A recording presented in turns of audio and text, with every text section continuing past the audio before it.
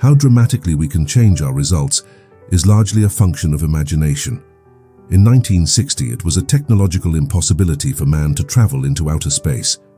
However, within 10 years, the first man stepped out onto the surface of the moon. The miraculous process of converting that dream into reality began when one voice challenged the scientific community to do whatever was necessary to see to it that America places a man on the moon by the end of this decade. That challenge awakened the spirit of a nation by planting the seed of possible future achievement into the fertile soil of imagination. With that one bold challenge, the impossible became a reality. The same principle applies to every other area of our life. Can a poor person become wealthy? Of course. The unique combination of desire, planning, effort, and perseverance will always work its magic. The question is not whether the formula for success will work, but rather whether the person will work the formula. That is the unknown variable. That is the challenge that confronts us all. We can all go from wherever we are to wherever we want to be. No dream is impossible provided we first have the courage to believe in it. Here is how you can do that. 13 ways to improve your life. The internal pivot. Face your fears. The first way to improve your life. Face your fears. Most people spend their entire lives quietly avoiding the one thing that scares them the most. They build whole routines, whole excuses, whole identities around staying away from it. Now think about this. That fear you keep avoiding is not random. It is pointing directly at the exact area of your life that needs the most growth. The conversation you're afraid to have. The decision you keep postponing. The skill you tell yourself you're not ready for yet. Here is the truth. You cannot improve what you are too afraid to face. You can read every book, attend every seminar, repeat every affirmation, but if there is a fear sitting quietly in the corner of your mind untouched, your growth will stop right at its edge. So ask yourself honestly, what is the one thing you have been avoiding? Not because you can't do it, but because some part of you is afraid of what happens if you try. Let that sink in. That fear is not your enemy. It is your map. The power of choice. Exercise willpower to change direction. The second way to improve your life. Exercise your willpower to change direction. Here's something important. If the last 6 years of your life have not produced what you wanted, you are not a tree. You are not planted in one spot, with roots that can never move. You are not required to stay where you are simply because that is where you have always been. Now understand this deeply. Willpower is usually talked about as the thing that helps you work harder at what you're already doing. Push more, grind more, try harder at the same approach. But that is only half the picture. The real power of willpower is using it to choose a completely new direction, not just more effort. A different path entirely. Sometimes the problem was never your effort. Sometimes the problem was the direction you were putting that effort into. Think about that. You have the power right now to look honestly at where you are headed and ask, is this even where I want to go? And if the answer is no, you are allowed to turn. You are allowed to choose again. The ego cleanse. Admit your mistakes. The third way to improve your life. Admit your mistakes. Now listen carefully. Progress is quietly blocked again and again by one thing that almost nobody wants to look at. Unacknowledged errors. Mistakes we made and never named. Wrong turns we took and never admitted, even to ourselves. Here is the truth. Saying I'm sorry. Saying I was wrong. These are not signs of weakness. They are not defeat. They are the cleanest, fastest way to clear the path ahead of you. Think about the weight of carrying an unspoken mistake, the energy it takes to defend it, explain it away, pretend it didn't happen. That energy could be going toward your future. But instead it is being spent guarding your past. Now think about this. What is one mistake in a relationship, in a business decision, in how you treated yourself, that you have never fully owned? Not to punish yourself, just to be honest. Because the moment you stop defending what went wrong is the moment you finally have both hands free to build what comes next. Let that sink in. The blueprint. Refine your goals. The fourth way to improve your life. Refine your goals. Here is the truth. Vague desires produce vague results. If your goal is simply, I want to do better or I want more, your effort will be just as vague as that sentence. You cannot aim at a target you have never clearly drawn. Now think about this. Somewhere inside you, There is an imagination that has been quietly sketching out the life you actually want. Most people never sit down long enough to let that picture become specific. They keep it as a feeling. Someday. Maybe refining your goal means taking that feeling and turning it into a concrete challenge. Not I want to be healthier, but a number, a date, a specific change. Not I want to be successful, but a clear picture of what that actually looks like in detail for you. Now understand this deeply. A vague dream lets you off the hook. A specific challenge wakes something up inside you. It gives your spirit something to aim for, and a reason to get out of bed tomorrow that is sharper than the day before. Think about that. The foundation, believe in yourself. The fifth way to improve your life. Believe in yourself. Here is the truth, and it is one worth sitting with. You cannot perform in a way that is inconsistent with how you see yourself. If deep down you see yourself as someone who almost makes it, someone who is not quite there yet, your results will quietly arrange themselves to match that picture. Now think about this.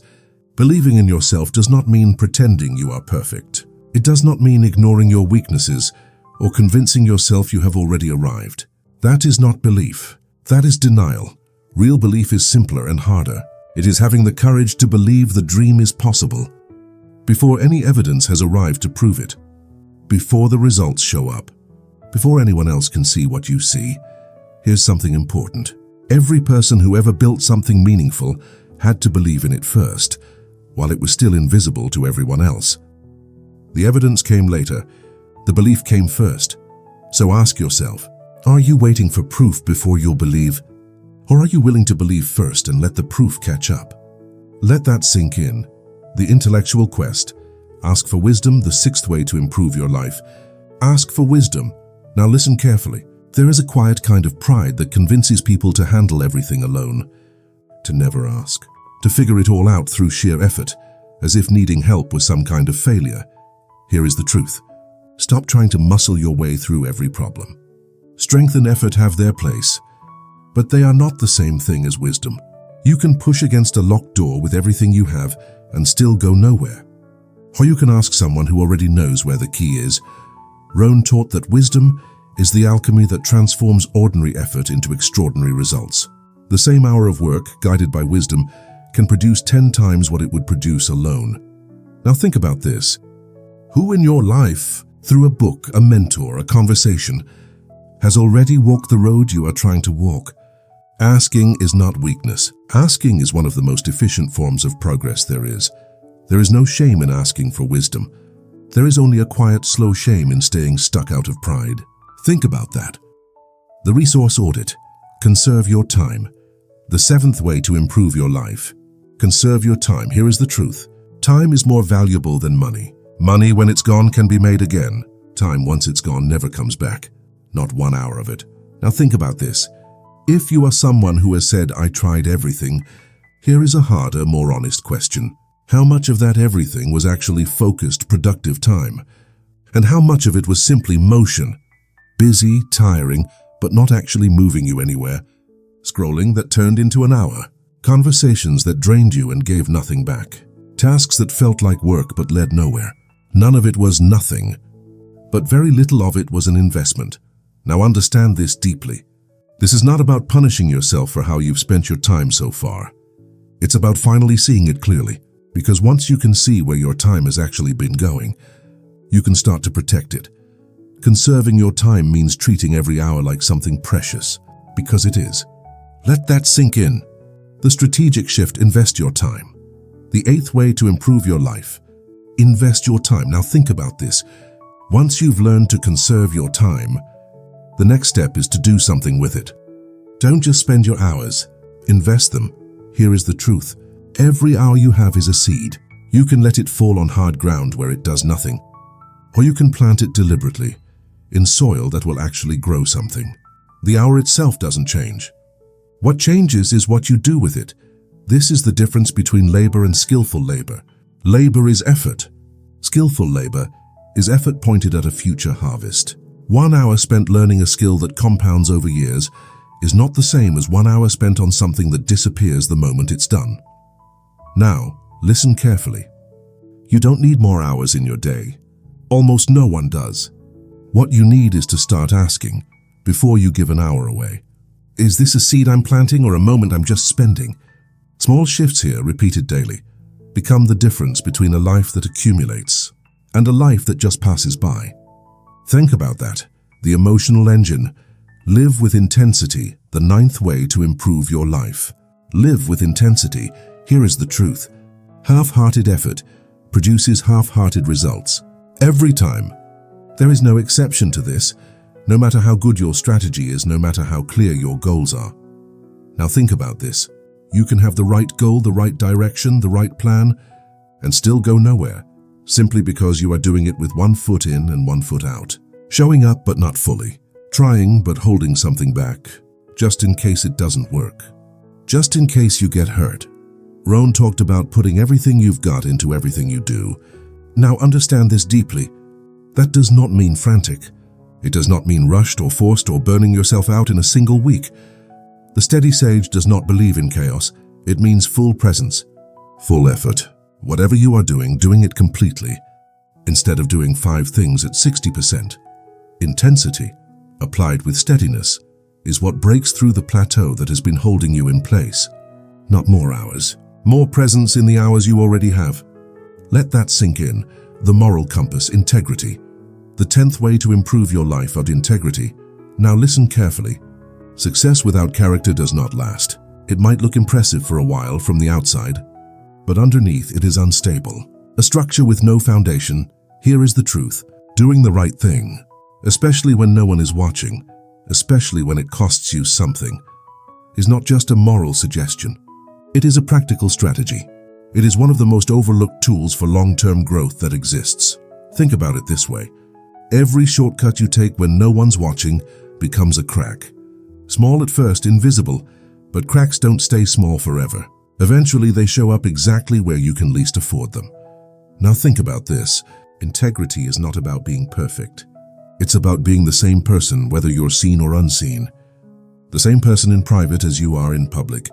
Image is what people think you are. Character is who you really are.